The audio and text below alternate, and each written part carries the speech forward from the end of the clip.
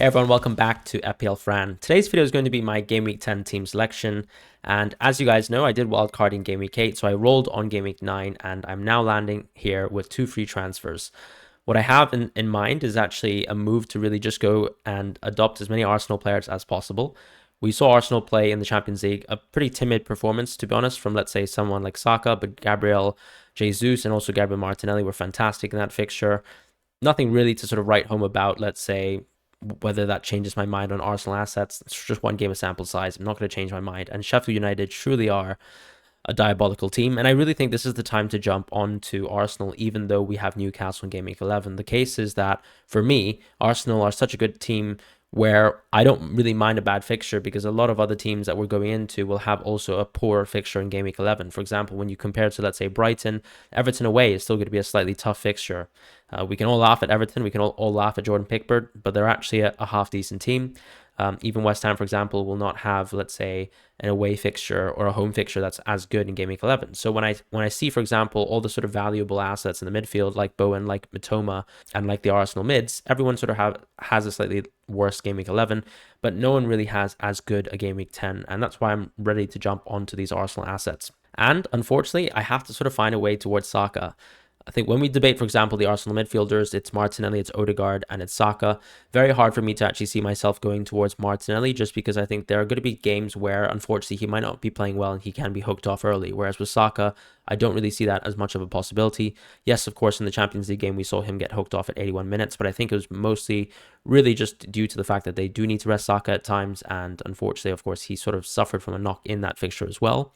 Yes, of course, Arsenal's attack themselves haven't been that good. But I'd also put that against the framework of the fact that they have been facing some slightly tougher teams from a defensive point of view as of late. In the Champions League, of course, they've been struggling a little bit since that PSV game, but you also have to contextualize that they've been playing the Premier League, teams like Chelsea that have upgraded a lot this season, and of course Man City that have always been a residually good defense, even though they themselves have been a worse attack so far. So for me, Arsenal are the players to target. And when we look at Newcastle, I think it's also worth revisiting, for example, my ownership of Trippier. He got another price rise and he's now at 7.0 million in the game. I think when we actually predicted prices with FPL Mate at the start of the season, I said Trippier would have been underpriced at 6.5.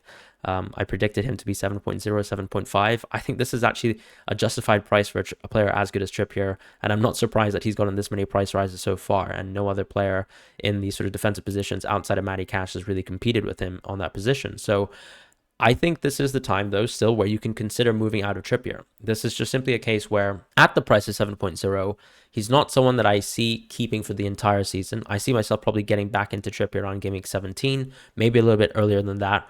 But I think the time is to move on from Trippier, at least in my draw, so that I can also get away from the man known as Richarlison within my team. So when I look at the defense this week, I'm actually going to start off with Areola, who has a fantastic home fixture. This is a very simple play. Turner has a horrible fixture. Cash, of course, with his best fixture of the season so far.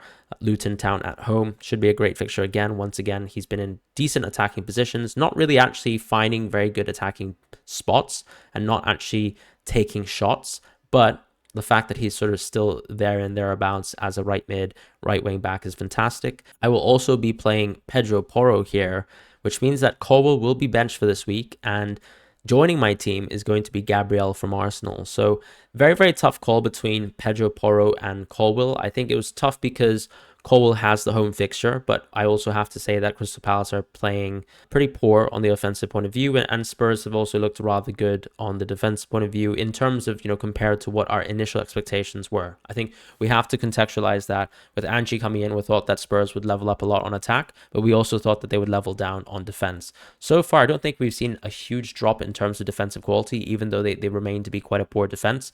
But the simple thing, I think, is the difference between Colwill and Pedro Porro being the fact that Pedro Porro really is effectively a 5th or 6th attacker within the Spurs team. You probably would have heard analyses of how the fullbacks are sort of used in the system, very clear with Pedro Porro's positioning. Even, for example, a chance within the first half of the previous fixture in Fulham where he could have actually got onto a Richarlison assist, and the game previous, of course, a goal scoring opportunity that he missed quite conclusively. So I do think Pedro Porro is worth starting. I just like always to take that punt with the attacking fullback, so I will be taking that punt. And Gabriel obviously joins the team from Trippier, so we have to say goodbye to Trippier simply because This is a time and a run where I think Trippier might be benched for me at various times, particularly, for example, next week versus Arsenal, which is why I think it's justified to, for example, sort of replace him with someone in that same spot with Gabriel, who I'll probably be benching next week as well, knowing that in Game Week 11, I'll probably make another defensive transfer since Lamptey seems to not be back in training. So therefore, I'll need to also call upon a defensive transfer as well. So those are kind of my plans in mind in terms of how I adjust the defense in the short term. And then obviously in the long term, I'll have Colwill back when Chelsea have really good fixtures. Cash can still be played next week, and I can still obviously play someone like Pedro Porro next week if I absolutely must, and the same with Colwill, but probably would reluctantly play one of them. So as far as the midfield positions, I will be going with Gordon, Salah, Saka, finally, who's actually a new addition to the team since I took him out on the wild card, expecting that I would get back into Saka. The reason why I really wanted to go to Richarlison is because I knew that I'd probably find myself with a position where if I owned Maddison, it would be very tough to move to Saka. Now I've sort of made it easy, very easy to sort of cut the knot with Richarlison and actually just jump onto Bukayo Saka here, since Richarlison is still, in my opinion, someone who is a bit rotation prone. We saw earlier in the season that he was either starting games, being benched in games, or even getting hooked off at 45 minutes. And we saw that, of course, in the Luton match, unfortunately, due to the 10 versus 11 game state situation. But it's very clear that Richarlison is probably the least preferred of all the attackers so far within the Spurs team. And there's no reason now that all the sort of injured players have come back into the team and you're starting to see other youngsters get minutes like Brian Velith and obviously Brennan Johnson, who's coming back from injury, sort of compete with the minutes that Richarlison could be vying for. So that's why Richarlison leaves the team. And then Diaby, you've just got to give him these Luton fixtures. And as I was always saying, Diaby for me was always a placeholder for Mbeumo. It's very unfortunate that Mbeumo popped off as hard as he did versus Burnley at home.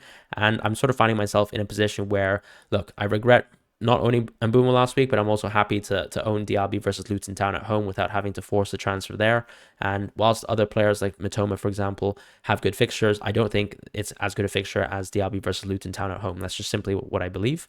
And then with Son, I think he's just going to be the player that I want to keep. That was initially my plan, and it remains my plan.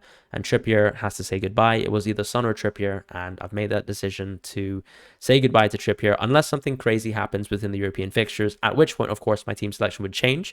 I am recording this right now ahead of the European sort of conference fixtures and also the Europa League fixtures on Thursday. So do keep that in mind, but we'll see what happens as well. I don't think there are going to be too many injuries because it's been the case so far that players like Salah, players like Watkins have actually come off the bench and haven't found themselves in sort of situations or opportunities to get injured. Now, in the front line, very, very simple. This is a week where we go Watkins and we go Haaland once again.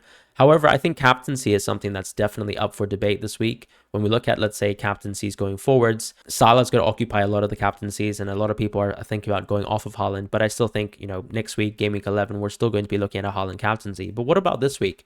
This week, for me, Haaland captain is not even within the discussion. I think it's really between Salah, Saka, and Watkins. And unfortunately, because I'm not confident Saka has penalties and Watkins doesn't have penalties, I think the captaincy will probably land towards Salah. The easiest fixture to face is actually Saka versus Sheffield United at home, because Sheffield United are the worst team in the league, followed closely by Luton Town. But after that, Nottingham Forest is really not too far behind as a very, very poor defensive unit. We saw, for example, Nottingham Forest concede 2 goals to this Luton Town team last week at home. And so I'm not really concerned about the Salah captaincy. I think it's something where I might be, deciding between Salah and Saka ultimately, because I do like my penalty takers, and we'll probably see at the deadline whether I change my mind. But for now, I'm actually firmly locked onto a Salah captaincy and very happy to own it. A lot of people have been moving to Salah as well. In a sense, I suppose that would be the effective ownership captaincy this week. We probably won't actually see Haaland at extortionately high effective ownership levels, but it is what it is. And I have to also remind that away games are always tougher. So the fact that we have 3 perfect players who actually have home fixtures just means that Haaland's not really in contention for me. And for that reason, I'm going to be going with the Salah captaincy. And going forwards, what are my future transfer plans? So as I said, I think my future transfer plans are actually to, let's say, move out of someone like Pedro Porro in Game Week 11 to potentially look for another defender. Or if I actually have enough money in the bank and actually Tsimikas doesn't get another second price rise to 4.6, I can actually go Lamptey to Tsimikas, right? And what I can do next week is I can just play Pedro Porro, I can play Tsimikas, and I can play Cash instead, and then actually have Gabriel on the bench. That's probably going to be the transfers that I actually really want to make for the short term, and I'll probably play it like that. Now, if, let's say, Tsimikas gets a price rise, I think I'm sort of forced to maybe just have a really bad week from a defensive point of view, play the Chelsea player reluctantly versus Spurs, play Pedro Porro as well, hope for the best with one of the two of them, and then actually have Cash, who still has a good fixture, and then maybe I can just roll my transfer in that position. Alternatively, I suppose I could also do one thing where I just go into a Man United defender. Potentially, if I think that Maguire will start versus Fulham, then I'll actually go with Maguire, because I can just use the same logic where I can move away from Lamptey and then play Maguire. Now, if I get to find out somehow that Lamptey is actually available to start versus Everton, then of course we can just simply go and play Lamptey as well. But very hard to actually get that sort of understanding ahead of time, and so I don't think I'll be rolling in Game Week 11 if we're being honest. And then after that, I don't think there are too many moves that are sort of forced upon me. I think I can actually keep the sort of team that I have in mind. A lot of people in my team right now are going to be kept for the next few game weeks. Players like Son, players like Salah, players like Saka, very hard to ship them off. Gordon, of course, even though he has a bad fixture versus Arsenal, still happy to own him because he will be at least playing at home. So that's a nice little sort of bonus, right, in terms of the attacking point of view. And we know that this Newcastle team is just fantastic. Aston Villa players all have good fixtures next week, so I'm not really concerned about them. And Areola in general has a decent run where we're happy to own him as our keeper. So I think the team will actually sort of stabilize at around game week 12, and then in the future, I can bring back players like Mbeumo after Diaby's run is over. I can reassess for potentially if I want to go into some of the Brighton assets that have been very, very high upon, such as Estupinian if he's coming back from injury, or even Adingra if I really need some budget being squeezed out of this team for whatever reason. So those are my sort of immediate plans for Game Week 10 and 11, 12 plus as well. I think this sort of encapsulates the team selection. If you guys have any thoughts and feelings about the team selection, do let me know. I think it's very tempting as well to maybe consider another transfer like for Richarlison to Mitoma, but it's not something that I really want to do because I think I would rather capitalize on the upside that is really facing Sheffield United at home for Arsenal this week and sort of put my eggs in that basket. Why not, right? Get that sort of upside with the variance there and just enjoy that. So thank you guys so much for watching this video. If you guys can smash the like button and try to get to 400 likes, that would be absolutely lovely. And I'll hopefully join you guys for the cheat sheet video coming up shortly tomorrow. So thank you guys once again, and I'll see you guys in the next video.